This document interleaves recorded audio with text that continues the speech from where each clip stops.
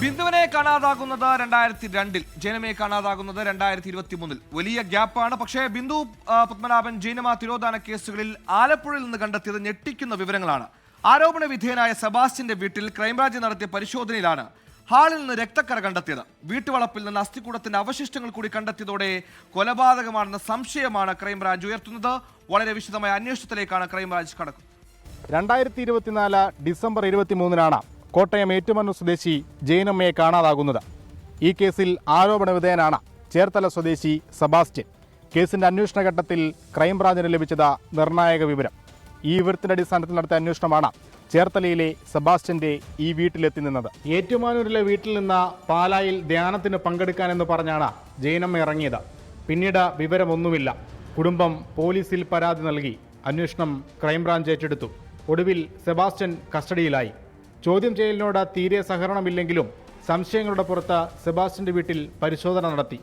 ഹാളിൽ കണ്ടെത്തിയ രക്തക്കറയിൽ നിന്ന് സംശയം ബലപ്പെട്ടു.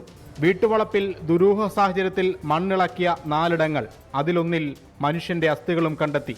അപ്പോൾ ആ അസ്ഥികളെല്ലായി ഇങ്ങനെ കൊണ്ടുവന്നിട്ട് കൂട്ടിയിട്ട് കത്തിച്ച ഒരവസ്ഥയിലാണ് ഉള്ളത്. ഇങ്ങനെ ബോഡി ഒന്നിച്ചിട്ട് കത്തിച്ച അവസ്ഥയല്ലായിരുന്നു കണ്ടത്. കുറേ അസ്ഥി കഷ്ണങ്ങൾ ഇതിനകത്ത് എടുക്കുന്നതാണ് കണ്ടത്. അപ്പോൾ ഇങ്ങനെ കത്തിയ മടലിൻ്റെ കഷ്ണങ്ങളും പിന്നെ ചൂട്ടിൻ്റെ കഷ്ണങ്ങൾ, ഇങ്ങനെയുള്ള കത്തിയ അവശിഷ്ടങ്ങളൊക്കെ ഉണ്ടായിരുന്നു. ചേർത്തല സ്വദേശിനി ബിന്ദു പത്മനാഭൻ തിരോധാന കേസിലെ 1-ാം പ്രതി കൂടിയാണ് സെബാസ്റ്റ്യൻ. 2002-ലാണ് ബിന്ദുവിനെ കാണാതാകുന്നത്. കേസിൽ അന്വേഷണം വഴിമുട്ടി നിൽക്കവെയാണ് സെബാസ്റ്റ്യന് ബന്ധമുള്ള പുതിയ തിരോധാന കേസ്. ചേർത്തലയിൽ നിന്നും സമീപ പ്രദേശങ്ങളിൽ നിന്നും കാണാതായ മധ്യവയസ്കരായ സ്ത്രീകളെക്കുറിച്ചും കേസിന്റെ ഭാഗമായി ക്രൈംബ്രാഞ്ച് അന്വേഷണം തുടങ്ങി. അസ്ഥികൂടം മനുഷ്യൻ്റെതെന്ന് സ്ഥിരീകരിച്ചു. ഇനി കണ്ടെത്തേണ്ടത് ആരുടേതെന്നാണ്. DNA പരിശോധനയ്ക്കുള്ള നടപടികൾ ക്രൈംബ്രാഞ്ച് ആരംഭിച്ചു.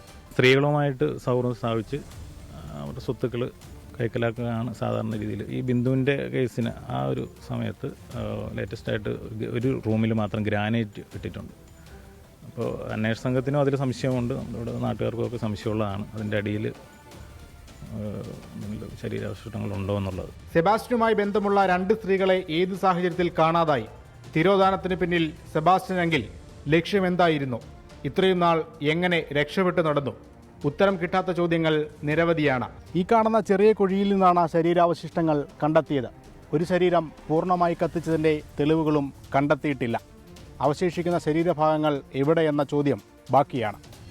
ചേർത്തലയിൽ നിന്ന് മാഹിൻ ജാഫറിനൊപ്പം അശ്വിൻ പാലാഴി, 24. 2 തിരോധാനങ്ങളുടെ ചുരുളഴിക്കുമ്പോൾ ഒരാളിലേക്ക് അന്വേഷണം എത്തുമ്പോൾ അറിയേണ്ടതുണ്ട് ആരാണ് സെബാസ്റ്റ്യൻ, എന്തിനായിരുന്നു സെബാസ്റ്റ്യന്റെ ക്രൂരതകൾ, സെബാസ്റ്റ്യൻ തന്നെയാണോ ഇതിന് പിന്നിൽ? അങ്ങനെ ഒരുപാട് ചോദ്യങ്ങൾക്ക് ഉത്തരം കണ്ടെത്താൻ ക്രൈംബ്രാഞ്ച് തൃശ്ശൂരിലേക്കാണ്.